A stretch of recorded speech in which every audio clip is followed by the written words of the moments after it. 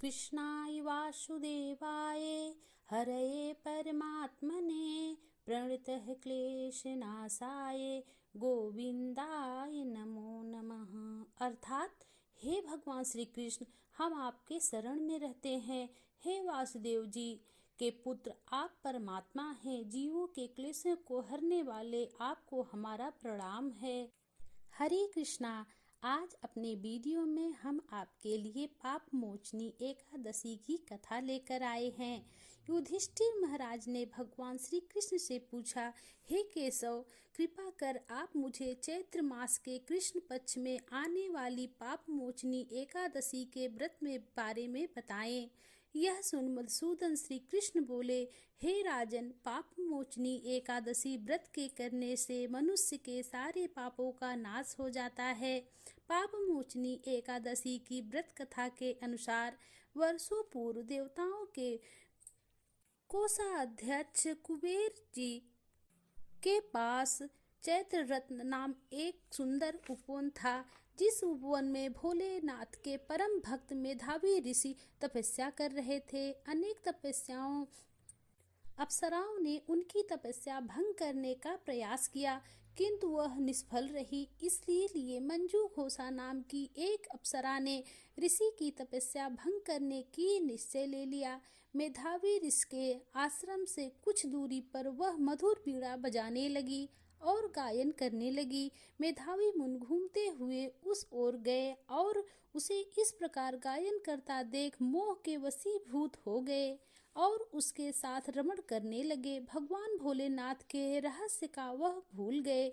ऐसे ही रमण करते हुए बहुत दिन बीत गया। एक दिन अप्सरा मंजू घोषा देवलोक वापस जाने लगी। जाते समय मुनि से कहा, हे ब्राह्मण, आप मुझे मेरे देश जाने की आज्ञा दीजिए। तब मुनि बोले, हे देवी, जब तक सुबह ना हो जाए तब तक आप यहीं ठहरो। तब मंजू घोषा बोली, हे मुनिवर, अब तक जाने कितनी संध्याएं आके चली गईं। मुझ पर कृपा कर आप बीते हुए समय का विचार करिए।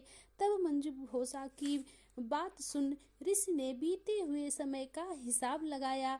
तब उन्हें पता चला कि उन्हें इस अप्सरा के साथ 57 वर्ष बीत गए। हे मंजू घोषा को अपनी तपस्या का विनाश करने वाली जानकर मेधावी मुनि उस पर क्रोध हो गए और उन्होंने उसे श्राप देते हुए कहा, पापनी, तुमने मेरे कठोर तपस्या को नष्ट किया है। मैं तुम्हें श्राप देता हूँ कि तुम पिशाच योनि में चली जाओगी। मुनि के श्राप को सुनकर मंजू घोषा विनम्रता से बोली, हे मुनिवर, मैंने आपके साथ अनेकों वर्ष व्यतीत किए हैं, मुझ पर कृपा कीजिए। तब मुनि बोले, क्या करूं, तुमने मेरी बहुत बड़ी तपस्या नष्ट की है।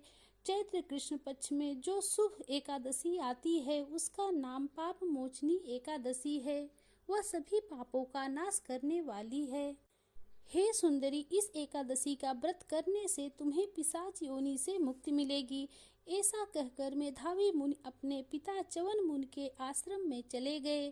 च्यवन मुनि ने पूछा, बेटा, यह क्या अनर्थ कर दिया तुमने तो अपने पुण्यों का नाश कर दिया। तब मेधावी मुनि ने वो अपने पिता से कहा, मैंने पाप किया है, कृपा कर कोई ऐसा उपाय बताएं जिसको करने से मेरे पापों का नाश हो जाए। तब च्यवन मुनि ने कहा, चैत्र माह की पाप मोचनी एकादशी व्रत करने पर तुम्हारे पापों का नाश हो जाएगा।